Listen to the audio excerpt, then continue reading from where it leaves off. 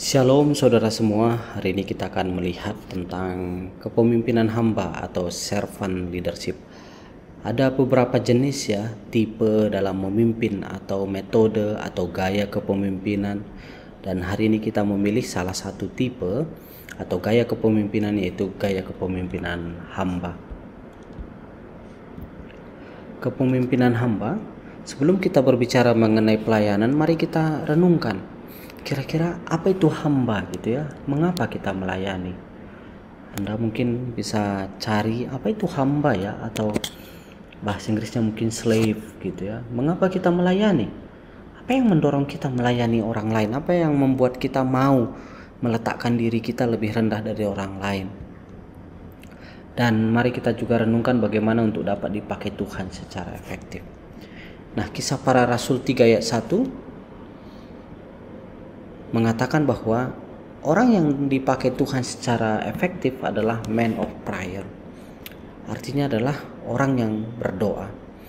Orang yang digunakan oleh Tuhan secara efektif adalah mereka yang punya hubungan yang baik dengan Tuhan.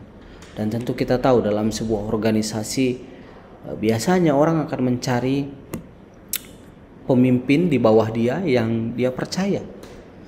Dan sama seperti itu juga Tuhan memilih orang-orang yang memang berhubungan erat dengan dia. Yang kedua adalah man of faith. Supaya bisa dipakai Tuhan secara efektif, maka juga kita kembali ke Kisah Para Rasul 3 ayat 6. Dikatakan di sana bahwa diperlukan iman yang sangat besar untuk melayani orang-orang. Terlebih saat kita menemukan kondisi-kondisi yang tidak mungkin secara pikiran manusia. Saudara sekalian, ada banyak hal yang kita rasa nggak masuk akal, dan ada hambatan, ada rintangan yang membuat kita tidak bisa leluasa melakukan apa yang kita mau sebagai anak-anak Tuhan. Tetapi kita mengingat bahwa imanlah yang terus mendorong orang-orang sebelum kita, mereka terus tidak jemu-jemu, tidak pantang menyerah dalam menyebarkan apa yang mereka ketahui tentang keselamatan. Itu yang mendorong, mungkin seperti ada banyak ya orang-orang yang datang ke Indonesia untuk membawa kabar baik bagi kita gitu ya. Padahal bukan kemampuan kita, namun kemampuan Tuhan yang menyelesaikan segalanya. Makanya Paulus mengatakan bahwa aku menanam, Apolos menyiram, tapi Tuhan yang memberi pertumbuhan. Jadi saudara sekalian, mari kita melihat bahwa supaya kita bisa efektif dipakai Tuhan adalah kita beriman. Sekalipun itu mungkin mustahil, sekalipun ada banyak tantangan, sekalipun ada banyak orang yang mungkin mengatakan tidak mudah, tetapi ketika kita tahu tujuan kita, ketika kita tahu bahwa kita dipakai oleh Tuhan untuk melayani, maka mari kita tidak pantang menyerah untuk itu. Yang ketiga adalah bagaimana man of word. Orang yang mengandalkan firman-Nya lah yang dipakai Tuhan secara efektif. Membaca dan merenungkan firman akan membawa kita kepada pengenalan yang lebih lagi akan Tuhan. Dan hal itu berbanding lurus dengan iman kita. Semakin kita mengenal Dia, semakin kita akan beriman kepadanya. Semakin kita tahu sifat Tuhan itu, maka kita akan semakin kagum dan semakin tenang dengan Dia. Betapa sering dalam pengalaman kita berkenalan dengan orang-orang yang kita tahu gampang sekali dan punya kebesaran hati untuk memaafkan. Maka ketika kita salah, kita tidak merasa takut untuk meminta maaf kepada dia.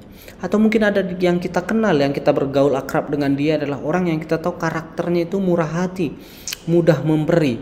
Dan kalau kita punya kesulitan dan kita butuh bantuan, mungkin kita akan merasa lebih aman dan tenang untuk minta ke dia, karena kita tahu bahwa dia punya sifat murah hati. Artinya saudara sekalian, semakin kita mengenal Allah, maka betapa akan kita semakin kuat iman kita kepada dia. Makanya disebutkan dalam sejarah satu kali Polikarpus, itu adik PA-nya Yohanes gitu ya, ditangkap, dan ketika diadili dia dipaksa untuk menyangkal iman dia. Tapi yang luar biasa adalah ucapan dari hati dia. Dia katakan bahwa kepada prajurit yang mengelilingi dia, dia mengucapkan bahwa sudah sekian puluh tahun aku hidup dan tidak sekalipun Tuhan Yesus mengecewakan aku. Saudara sekalian, itu pengakuan yang luar biasa. Sadrah, Mesah dan Abednego, dia mengatakan bahwa Allah yang kami sembah sanggup membebaskan kami.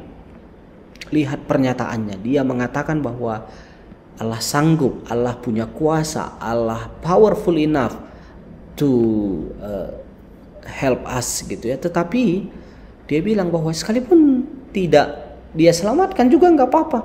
Kami tidak akan berpaling dari Tuhan, kira-kira seperti itu. Jadi saudara sekalian, semakin kita mengenal Tuhan, maka akan semakin dalam juga iman kita dan keyakinan kita kepada Tuhan. Dan termasuk Ayub, saudara sekalian, betapa kesulitan yang dia alami, kehilangan anak.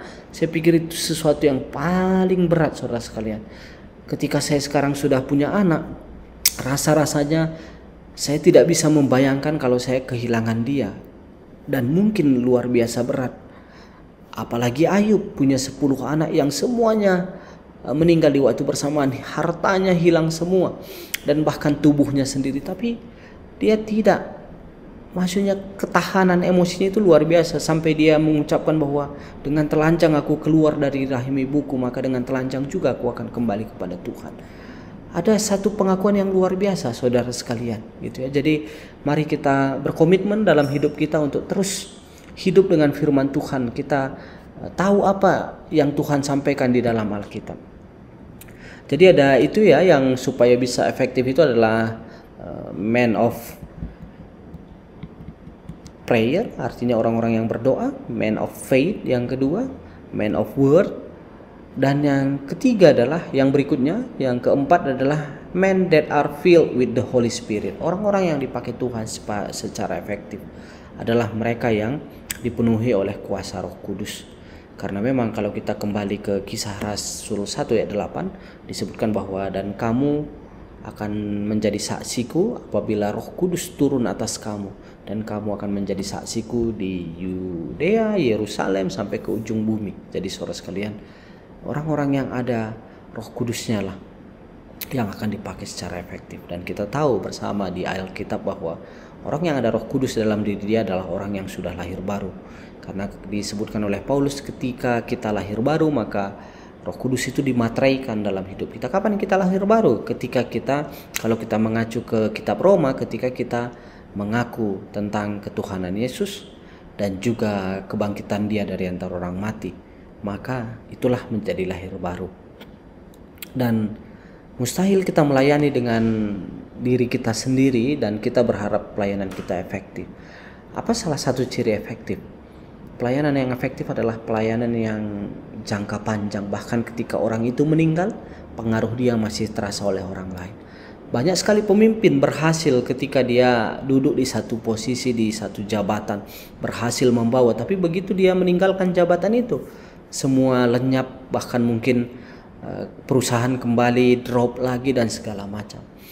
Tapi orang-orang yang dipakai secara Tuhan secara efektif, maka pengaruh dia tidak berhenti ketika dia hidup, tapi pengaruh dia berlanjut. Bayangkan saudara sekalian, kita semua sekarang pendiri gereja kita mungkin yang membawa ajaran Tuhan ke tempat kita sehingga kita bergabung di satu gereja, baik gereja suku atau apa, betapa kita masih merasakan pengaruhnya sekalipun orang-orang itu sudah lama meninggal gitu ya. Jadi saudara sekalian, itu yang mungkin supaya kita bisa menjadi pemimpin yang efektif.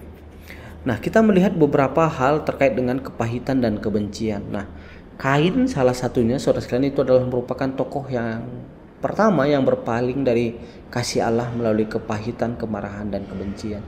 Bagaimana rasa marah, rasa benci, dan rasa pahit itu membuat dia berpaling dari kasih Allah. Artinya apa, saudara sekalian? Jangan biarkan rasa marah, rasa benci, dan rasa pahit kita membuat kita meninggalkan Tuhan. Nah, kita melihat kalau kita kembali ke salah satu contoh yang paling ideal sebagai pemimpin yang memiliki hati hamba adalah Tuhan Yesus sendiri gitu ya. Kita melihat sifat Yesus seperti yang ditemukan dalam ajarannya yang mengatakan, dia dari mulutnya mengatakan bahwa yang terbesar di kerajaan sorga, dan juga di Filipi 2 di mana Paulus berbicara tentang pikiran Kristus. Maka mari kita melihat beberapa poin ini sebagai review. Jadi kalau saudara ingat, murid-murid pernah berkonflik dan mereka mengatakan siapa yang terbesar, dan Yesus katakan bahwa siapa yang mau terbesar, siapa yang ingin terbesar, siapa yang berharap menjadi terbesar, hendaklah ia menjadi terkecil. Wah, itu luar biasa ya saudara sekalian. Jadi Tuhan membolak-balikkan pemikiran murid-muridnya yang merupakan pemikiran manusia, bahwa semakin tinggi jabatan seseorang ya Itu yang paling besar gitu. Tapi Yesus katakan bahwa bukan itu yang paling besar gitu. Tapi siapa yang paling kecil gitu ya, siapa yang paling kuat pelayanannya. Kalau kita melihat beberapa dari kehidupan Yesus yang bisa menjadi kita teladani adalah yang pertama, dia adalah pelayan, saudara sekalian gitu ya. Dia yang terbesar harus menjadi pelayan dari semua. Dan Yesus sudah tunjukkan itu. Bayangkan ketika dia membasuh kaki murid-muridnya, itu luar biasa.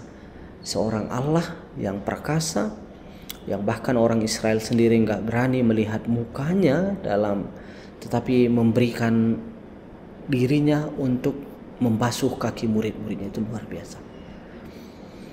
Yang kedua adalah tidak menjadi tuan atas orang lain. Mari kita ingatkan diri kita bahwa kita bukan tuan atas orang lain. Sekalipun mungkin dalam organisasi kita berada dalam posisi atau jabatan atau struktur yang lebih tinggi dalam kepanitiaan, tapi bukan berarti kita lebih tinggi derajatnya dari orang lain. Karena semua orang sama-sama ciptaan manusia. Kita punya strength dan weakness, kita punya kelebihan dan kekurangan dari diri kita. Maka mari kita memandang diri kita dengan adil dan benar. Yang berikutnya adalah contoh. Salah satu ciri pemimpin hamba adalah bagaimana dia menjadikan kepemimpinan dia menjadi contoh. Dan yang luar biasa, saudara sekalian, beberapa waktu yang lalu saya baca satu buku. Mereka mensurvei beberapa ratus karyawan, kalau saya tidak salah ribuan juga karyawan, dan mereka bertanya ciri pemimpin yang paling diharapkan oleh mereka. Dan yang luar biasa adalah yang menduduki posisi teratas adalah give example, artinya memberi contoh. Jadi secara manusia kita memang akan mengikuti orang yang bisa menjadi teladan bagi kita, memberi contoh bagi kita. Maka salah satu cara yang efektif untuk menjadi pemimpin adalah jadilah pemimpin yang memberi contoh. Yang berikutnya adalah tentang rendah hati, saudara sekalian. Mari kita menjadi orang-orang yang rendah hati. Karena itu menjadi satu modal bagi seorang pemimpin supaya bisa efektif. Rendah hati itu artinya kira-kira seperti hidup jujur, dan ini proses seumur hidup sekalian. Beberapa kali kita harus gagal dan kita memperbaiki diri kita untuk berikut-berikutnya kita bisa hidup lebih jujur. Bersikap jujur tentang diri kita. Mari kita tahu bahwa apa kelebihan kita, apa kelemahan kita. Dan kalau memang itu bukan kelebihan kita, maka ya sudah, kita jangan mengakui itu kelebihan kita. Hidup tanpa kepura-puraan, mari kita apa adanya. Apa yang memang Tuhan sudah berikan kepada kita, mari kita hidup secara otentik dan original dan tanpa kemunafikan. Yang berikutnya adalah sebagai seorang anak. Maka mari kita posisikan diri kita dalam pelayanan kepemimpinan kita menjadi seorang yang memang melayani orang lain gitu ya. Yang lebih muda. Artinya kita juga memahami bahwa kita masih muda, kita selalu butuh belajar, learning, long life learning ya, belajar seumur hidup gitu ya. Dan bagaimana kita berusaha menjadi yang terkecil, karena terkecil itu ternyata di surga itu dianggap yang terbesar. Yang berikutnya adalah tidak ada paksaan, saudara sekalian. Jadi mari kita mengingat bahwa Tuhan tidak memaksa kita gitu. Tapi Dia berharap kita membuat pilihan yang tepat. Itu harapan Tuhan. Sama seperti orang tua punya harapan untuk anaknya, dan ada banyak harapan yang tidak diucapkan oleh orang tua ke anaknya karena mungkin mereka berpikir, wah nanti menyakiti hati dia, biarlah dia yang memilih. Tapi saya yakin orang tua ada banyak harapan yang dia pikir, dan dia berharap, orang tua kita berharap pilihan itu pilihan yang tepat. Maka kita ingat lagi saudara sekalian, Tuhan pun punya harapan seperti itu. Dia tidak memaksa kita melakukan sesuatu, tetapi Allah berharap kita memiliki poin atau pilihan yang tepat. Dan kalau kita lihat Yesus, saudara sekalian, dia sendiri membuat dirinya tanpa reputasi. Dia tidak mengejar reputasi, dia tidak mengejar nama baik. Seorang Allah yang perkasa dalam wujud manusia, dalam wujud yang dianggap rendah, lahir di kandang, lahir dari anak tukang kayu yang bukan dari golongan bangsawan dan segala macam. Dia memilih untuk menjadi yang terendah di antara yang lain. Bahkan kelahirannya pun bukan di tempat yang wajar bagi manusia. Dan dia datang dalam bentuk hamba dan datang dalam rupa manusia ya. Dan itulah yang dilakukan oleh Yesus. Dia tidak menjaga reputasi dia, dia tidak ingin menjaga citra diri dia, tapi dia memilih meninggalkan reputasi dia. Maka mari saudara sekalian, kembali kita berusaha dalam diri kita supaya tidak terbiasa untuk mencari pujian dan membangun harga diri kita dari pujian yang dilihat orang. Nah, yang berikutnya adalah tentang kematian di kayu salib ya, dan termasuk merendahkan diri sampai taat saudara sekalian. Salah satu karakter pemimpin yang baik adalah, yang efektif adalah ketika dia taat dan setia, komitmen. Karena itu nggak semua. Kita gampang sekali pindah-pindah tempat, kita gampang sekali melepas tanggung jawab. Tetapi bagaimana kita menjadi orang yang berkomitmen, itu adalah menjadi tantangan dan karakteristik seorang pemimpin hamba.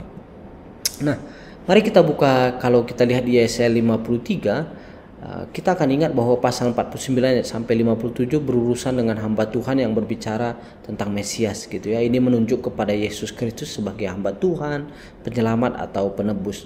Dalam Yesaya 52 ayat 13 sampai 15, Yesaya menunjuk kepada hamba yang menderita, dan ketika Mesias datang, dia akan datang dalam kerendahan hati. Dikatakan bahwa dia akan menderita dengan mengerikan dan ditolak oleh banyak orang. Bayangkan saudara sekalian, Yesus itu pun sebelum dia memang turun ke dunia sebagai manusia dalam rupa manusia, dari Nabi kepada Nabi Yesaya sudah diberitahu bahwa dia akan datang sebagai hamba, saudara sekalian. Jadi bayangkan, sudah sejak lama Allah pun sudah men-setting bahwa dia akan datang sebagai seorang hamba. Nah, pelajaran berikutnya adalah Kalvari melakukan penelitian tentang anjuran kedewasaan. Semua orang pasti tidak suka dikritik ya. Tapi sebagai orang Kristen, ya belajar tentang kritikan, kita harus membiarkan orang-orang dalam hidup kita berkata dengan jujur. Seperti, hei, nafas Anda bau gitu ya. Jadi itu ini juga perlu ketahanan emosi saudara sekalian, kedewasaan gitu ya, sehingga kita bersedia menerima kritikan dan juga hal-hal yang mungkin tidak baik. Beberapa waktu lalu saya menonton ada menteri yang dipanggil oleh DPR gitu ya. Wah, kadang-kadang itu kan tidak gampang. Saya berpikir kalau saya yang di posisi itu, di mana orang-orang lain menunjuk, mempersalahkan, mungkin ada yang ditegur dan ada yang dibilang karyanya tidak bagus, dan saya pikir wah, itu tidak hal yang gampang untuk menerimanya gitu. Tetapi saudara sekalian, ketika kita sudah diberikan hal yang lebih besar, maka kita juga perlu merespon itu dengan kedewasaan gitu. Jadi kalau suatu saat nanti Tuhan percayakan hal-hal kepada kita, maka mari kita menjadi orang yang mau menerima kritik dan bisa memilah kritik mana yang memang perlu kita lakukan dan kritik mana yang kita itu bukanlah sesuatu yang perlu kita pikirkan. Dan bila kita membiarkan tujuan Allah dilakukan dalam hidup kita, kita tidak lagi harus percaya kepada daging. Tuhan memiliki pintu terbuka untuk kita, dan yang harus kita lakukan hanyalah mempercayai Dia dan berkata, Tuhan, saya tidak mempercaya siapapun apa Bapa. Artinya bagi kita bukan percaya diri yang paling utama, saudara sekalian. Walaupun ada yang mengatakan self confident gitu ya, tapi menurut saya yang paling penting adalah percaya kepada Tuhan gitu ya, karena diri kita sendiri juga punya keterbatasan. Nah, bagian kedua untuk tentang kedewasaan. Nah, mereka yang berjalan dalam daging melakukan diri mereka sendiri dalam daging, dan pikiran duniawi mereka tidak tunduk kepada Tuhan. Pikiran manusia kedagingan atau pikiran duniawi tidak menghormati hal-hal dari Tuhan, dan ada permusuhan antara pikiran daging dan Tuhan. Mereka tidak berkomunikasi karena dagingnya mengalahkan mereka. Saudara sekalian, kalau kita kembali ke konsepnya adalah di mana dosa itu memang sudah ada dalam diri kita. Makanya Paulus katakan bahwa dosa yang di dalam aku yang melakukannya. Dan kita tahu bahwa dosa dengan Allah itu sesuatu yang tidak akan bisa bersatu gitu. Maka mari kita tidak hidup di dalam daging, tapi hidup di dalam roh. Yang berikutnya adalah bagaimana melengkapi dan melindungi. Sebagai seorang pemimpin, sebagai orang yang mungkin Tuhan sudah percayakan sesuatu kepada kita, mari kita merespon itu dengan melengkapi dan melindungi. Dalam Efesus 4-6 kita memiliki sebuah deskripsi oleh Tuhan tentang kehidupan Kristen yang merupakan respon yang layak atas semua yang telah Allah lakukan untuk kita. Semua berkat yang menjadi milik kita di dalam Yesus Kristus yang telah diperinci oleh Paulus melalui yang pertama 3 bab dalam Efesus itu gitu ya. Dalam Efesus 4 ayat 8-10 pemberi karunia ini dijelaskan, dan tidak lain adalah Yesus sendiri. Ini berbicara tentang dia yang meninggalkan kemuliaan surga, datang ke dunia ini. Dia tidak hanya mau datang ke dunia yang sudah dalam keadaan jatuh, tapi dia rela mati untuk dosa-dosa kita. Dia masuk ke dalam hati bumi, ke dalam Hades itu sendiri, dan dibangkitkan 3 hari kemudian. Dan kemudian setelah itu semua dibangkitkan, dia kemudian naik ke surga di mana dia mengatur segala hal. Kita sudah selaras dengan dia. Jika tidak, kita akan memiliki perpisahan antara apa yang kepala seperti Yesus yang adalah kepala dan tubuh itu. Dan jika kepala dan tubuh berpisah, maka tidak akan efektif badan itu, saudara semua. Yang berikutnya adalah bagaimana tentang sukacita hamba. Karena kita pemimpin hamba topik kita, maka gimana kalau sukacita hamba? Paulus kemudian masuk dan mulai mengkhotbahkan firman Allah di Filipi, dan sebuah gereja yang sangat kuat akhirnya berdiri di sana sebagaimana Roh Kudus bekerja melalui mereka untuk meneguhkan Injil. Dan tetapi itu bukan tanpa kesulitan, karena Paulus memberitakan Injil. Ada seorang gadis yang kerasukan setan yang membawa kekayaan luar biasa kepada pemiliknya. Jadi ada gadis yang kerasukan dan ternyata dia menghasilkan kepada pemiliknya dengan keuntungan yang besar. Dia mengikuti Paulus selama beberapa hari dan dia berkata, dengarkan orang-orang ini gadis yang kerasukan itu ya, mereka adalah hamba Allah yang maha tinggi dan mereka memberitahu kita jalan keselamatan. Jadi saudara sekalian, kalau kita lihat tidak hal yang mudah gitu ya. Bahkan ini akhirnya kan ditegur oleh Paulus gitu ya, setan yang ada dalam gadis ini gitu ya. Dan akhirnya membuat dia sembuh, dan Paulus mengalami kesulitan karena pemiliknya merasa dirugikan gitu, saudara sekalian. Dan itu tidak hal yang mudah. Bayangkan betapa sulit hidupnya Paulus untuk memberitakan kabar baik, padahal yang dia beritakan itu untuk menyelamatkan orang yang mendengarnya. Jadi ketika dia mengalami kesulitan itu, sebetulnya yang menerima buahnya adalah orang itu gitu ya. Tetapi yang luar biasa dari Paulus katakan adalah, upahku adalah aku diberikan izin untuk membagikan kabar baik. Artinya Paulus katakan dipercayakan oleh Tuhan pun itu menjadi sesuatu yang luar biasa bagi dia. Jadi mari kita mengingat bahwa sukacita kita ketika Tuhan izinkan dan berikan kepercayaan kita menjadi seorang pemimpin, tidak hanya masalah jabatan ya, tapi dalam satu kelompok dan segala macam, maka itu menjadi sukacita yang luar biasa. Paulus berbicara kepada orang Filipi dengan latar belakang pertanian ya, dan dia bagaimana kehidupan mereka menanggung kebenaran, kebaikan dan kematangan. Dan kita harus mewujudkan buah dengan cara agar pohonan yang membutuhkan sedikit bantuan untuk menampung kelimpahan buah. Artinya apa ya, saudara sekalian, bahwa Paulus katakan bahwa hasilkanlah buah-buah yang baik gitu ya. Itulah menjadi ciri kita sebagai seorang anak Tuhan. Jadi kalau kita coba review hari ini, materinya adalah bagaimana Anda kalau dipercayakan, jadilah pemimpin yang memang memiliki hati hamba, hati yang memang melayani orang lain gitu ya.